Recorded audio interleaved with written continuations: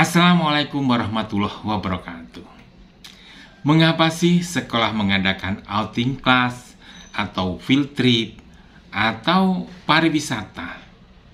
Atau mungkin kita melakukan jalan-jalan, jelajah dunia karena memang ada perintah dalam agama untuk mengenal dunia yang lebih luas dan indah ini, sebagaimana yang dijelaskan oleh Bapak Kemendikdasmen kita, Bapak Abdul Muti.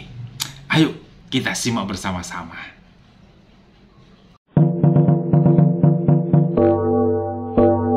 Nah, yang terakhir, ini sering saya jelaskan di berbagai kesempatan. Misalnya perintah jalan-jalan itu, di Ali Imran 137 itu dijelaskan, Qad kholat min qablikum sunanung fasiru fil ar fangduru kaifa kana aqibatul mukadzibin. Coba lihat terjemahan Departemen Agama. Saya belum baca terjemahan Prof. Kores yang di Al-Misbah, tapi saya sudah punya tafsirnya. Fasiru fil ar itu terjemahkan apa? Berjalanlah di muka bumi. Tidak salah secara bahasa, tapi tidak punya daya gerak kalau berjalan itu. Saya menafsirkan fasiru fil ar itu jelajahilah dunia. Ini tafsir apa ini pendekatannya Prof. Kores? Tolong nanti saya dijelaskan itu. Jadi karena faknya itu fak jawab. Ya kan? Qad kholat min qablikum, sungguh telah berlaku sebelum kamu sunanun hukum-hukum. Hukum politik, hukum kenegaraan. Gitu. Ya kan? Kemudian kalau sudah berlaku itu, kamu bisa menemukan berlakunya seperti apa? Jelajahi dunia. Jangan jadi orang yang hanya tinggal di kampung dan tidak ada semangat untuk menjelajah. Sehingga dari cara kita menafsirkan berjalanlah di muka bumi dengan jelajahilah dunia, itu daya gedornya sudah beda. Gitu. Gitu loh. Kalau sudah menjelajahi dunia itu berarti orang yang punya mental yang kuat untuk menjelajahi dunia. Itu. Nah, kemudian lihat lagi faknya, fak jawab, ada fak lagi. Fangduru, kamu pikirkan, kamu temukan teori bagaimana Allah itu menghancurkan bangsa-bangsa yang mereka itu korupsinya merajalela. Nah, gitu. Orang korupsi itu kan bohong. Korupsi itu kan bohong. Cuma tafsir yang banyak itu al-mukadzibin, itu orang yang mendustakan Allah dan Rasulnya. Kalau hanya begitu, tidak punya daya gedor Al-Quran itu. Itu loh. Tafsir transformatifnya gitu, Prof. Kores. Nah, mengapa mereka itu hancur? Nah, ditemukan lagi di dalam, tadi saya baca, yang ini saya belum cukup kuat hafalannya, saya khawatir keliru. Di Al-Hajj 46, Prof. Kores. Afalam yasiru fil ar. Fatakuna lahum qulubu yaqiluna biha au adhanu yasma'una biha fa innaha la ta'mal absaru walakin ta'mal qulubul lati fis sudur. Lagi-lagi diperintahkan jalan-jalan juga. Itu. Apakah kamu enggak piknik, enggak jalan-jalan kamu itu? Kamu tuh piknik lah gitu keliling dunia. Ke Sydney, kemana gitu kan. Mas Ija itu sebelum ke Sydney, wawasannya tidak seluas sekarang. Saya baca buku-bukunya tentang penjelasan Muslim di Sydney itu, Mas Ija ini maju banget ini. Karena apa? Karena ke Sydney. Kalau hanya di Pondok Cabe nggak meningkat. Percaya itu. Tapi kemudian aku memberikan clue. Kalau kamu sudah keliling dunia, kamu lihat itu. Kamu akan punya hati yang berpikir. Jadi istilah sekarang akal pikiran itu diralat oleh Quran. Yang berakal itu hati. Wah, nanti panjang lagi nih Prof. Kores sudah ngangguk-ngangguk, berarti sudah punya ide untuk nulis yang berikutnya.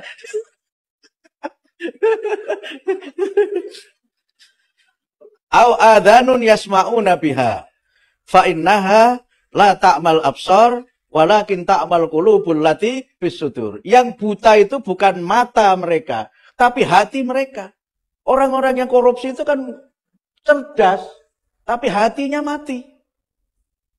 Hatinya terkunci. Nggak mikir korupsinya itu merugikan jutaan orang. Nah, dengan cara begini, Quran itu hadir sebagai formula yang mendobrak berbagai macam persoalan itu. Tapi menafsirkannya harus berani keluar dari kola ulama terdahulu. Itu harus kola mufassir al-Muhammadiyin gitu. Itu. Jadi tidak selalu qala Muhammad Abduh, qala Ibnu Katsir, berani qala ketua majelis tarjih gitu. Hadhihi min qauli Hamim Ilyas itu kira-kira gitu. Nah, tafsir yang begini, mohon maaf kritik saya itu belum muncul di tafsir At-Tanwir. Belum muncul, walaupun saya baru punya jilid 1-nya, jilid 2-nya belum gitu. Nah, yang terakhir, ini lebih ini lagi Prof. Boras, lebih nakal lagi ini. Tapi kembali pada kiamat jalan tadi. Ketika Quran memerintahkan kita jalan-jalan, itu ada perintah lain yang muncul. Perintah menjelajahi dunia itu mengisyaratkan kita untuk membuat alat transportasi yang memungkinkan kita menjelajah dunia. Jadi jangan keliling dunia dengan jalan kaki. Itu Marco Polo itu. Marco Polo. Itu pun sebagian juga dia pakai kapal. Kenapa saya menafsirkan kita harus membuat alat transportasi yang canggih? Karena Quran mengisyaratkan kita begitu. Iya kan? Kita itu kan diperintahkan untuk menjelajah dunia di dalam surah Al-Mulk itu. Dijadikan bumi itu hamparan yang kamu itu mudah melalui. Tapi isyarat lain untuk kita menciptakan alat transportasi yang menjelajah dunia itu zaman Nabi itu dicontohkan dengan Allah menciptakan binatang ternak.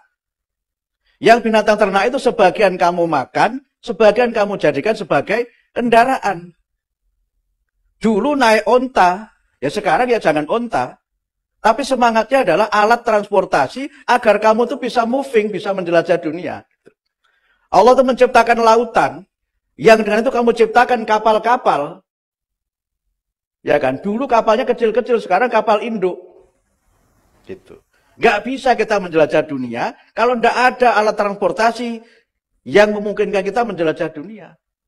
Nah, sehingga Quran memberikan isyarat, afalam yarau ila thairi fawqahum saffati wa yakbidun itu. Tidak kau perhatikan burung-burung yang terbang, yang tidak ada yang bisa menghalangi dia untuk pergi kemana saja itu. Inspirasi Wright bersaudara membuat pesawat, itu kan melihat burung terbang. Tapi kita hanya mengglorifikasi kehebatan dan kemahakuasaan Allah, itu tidak salah. Tapi kalau hanya sampai di situ saja, Quran tidak punya daya gedor untuk melakukan perubahan. Itu selesai pada tafsir ilahiyah saja. Teologis menguatkan iman kita bahwa Allah Maha Kuasa. Tapi makna lain kenapa Allah memerintahkan kita untuk memperhatikan burung yang terbang, itu kan sesungguhnya mendorong kita untuk berpikir harus dong buat alat transportasi yang bisa seperti burung-burung yang terbang, kan begitu. Nah, kalau kita sudah jalan-jalan ke muka bumi, gitu kan, kita keliling-keliling, kita akan nginep. Nginep kan, ketemu orang. Nah, Quran secara tidak langsung memerintahkan kita bikin hotel. Karena ada isyaratnya. Kamu Allah menciptakan untuk kamu sekalian min juludil an'am, dari kulit binatang itu, tenda-tenda yang bisa kamu bawa yauma dha'nikum wa yauma iqamatikum. Artinya apa? Buat hotel. Kalau ingin menjelajah dunia jangan tidur di masjid. Itu enggak berkemajuan gitu. Nah, isyarat Qurannya itu zaman dulu itu kulit binatang ternak itu bisa kamu bikin tenda-tenda, bisa kamu bikin kemah, yang kamu bisa berjalan dengan binatang ternak itu berhenti pada saat kamu ringan atau pada saat kamu sedang berat. Itu artinya apa? Buat hotel. Itu, buat hotel. Itu tafsir transformatif. Jadi dari afalam yasiru berdirilah hotel-hotel. Itu. Kemudian kalau kita menjelajah dunia, ketemu orang yang berbagai macam bahasanya. Ar-Rum menyebutkan wa min ayatihi khalqus samawati wal ardh wa ikhtilafu alsinatikum wa alwanikum. Inna fi dzalika la ayatil lil alimin. Di antara tanda kekuasaan Allah itu adalah Allah menciptakan langit dan bumi dan menjadikan kamu berbeda-beda, ikhtilafu alsinatikum berbeda-beda bahasa, wa alwanikum berbeda-beda suku, warna kulit. Yang demikian itu menjadi bukti kekuasaan Allah bagi orang-orang yang cerdas. Poinnya apa? Kalau sudah menjelajah dunia, ketemu orang yang bahasanya beda-beda. Muncullah tour guide. Tour guide, turisnya dari Mandarin nggak bisa bahasa Jawa, bisanya haya, gitu kan, nggak bisa kan? Nah, kalau soalnya haya-haya ya ditipu orang. Nah, muncullah tour guide menjelaskan maksudnya haya itu apa, dijelaskan. Jadi Quran secara tidak langsung memerintahkan kita untuk buka travel agent. Itu dengan cara begitu baru Quran itu punya daya gedor untuk mendorong kita itu maju. Dan kita memang harus berani untuk bertanya, Quran kok nyuruh kita jalan-jalan itu maunya apa sih gitu. Masa sih sekedar jalan-jalan saja? Nah, kira-kira begitu. Sehingga dengan pendekatan seperti ini, saya mengutip yang disampaikan Prof. Kores itu, Al-Quran itu keseluruhan itu kan satu kesatuan. Jadi walaupun hanya nun wal qalami wa ma yasturun itu Quran. Yang dia mesti ada maknanya. Dan itulah kenapa kemudian ketika kita baca Quran tidak harus selalu urut. Tetapi bisa di mana-mana. Saya tidak tahu Prof. Kores yang turun mana dulu. Afalam yasiru fil ar atau qad khalat min qablikum, saya tidak tahu. Tapi kalau misalnya bisa didekati dengan pendekatan itu, maka orang itu bisa membuat kerusakan kalau hatinya mati. Itu. Bahkan untuk orang miskin, tega dimakan, itu kan karena hatinya mati. Sumbangan, tunjangan guru, ditilep, itu karena hatinya mati. Gitu. Ini ada yang guru ya? Oh, enggak ada berarti. Yang tepuk tangan sedikit, berarti enggak banyak guru ini, banyak kan dosen. Sehingga afalam yasiru fil ar gitu.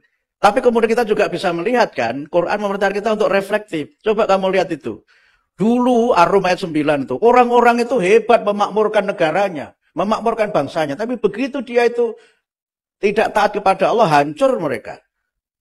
Nah, kalau orang bicara teori ekonomi, kemakmuran material itu tidak cukup untuk membawa kita kepada kemajuan. Harus kemakmuran yang bersifat material dan spiritual. Karena itu ketika Quran bicara mengenai memakmurkan, itu kan dimulai dengan asal kejadian manusia. Huwa angsha'akum minal ardi fasta'marakum fiha. Nah, kira-kira begitu. Tapi saya harus berhenti sampai di sini karena sudah 22 menit saya bicara Mas Izan. Atau malah lebih itu. Nah, kira-kira begitulah tafsir transformatif itu. Mudah-mudahan ini bisa menjadi salah satu sumbangan pemikiran saja supaya model-model penafsiran kita terhadap Al-Quran dan pendekatannya bisa semakin dinamis. Saya kira begitu. Terima kasih.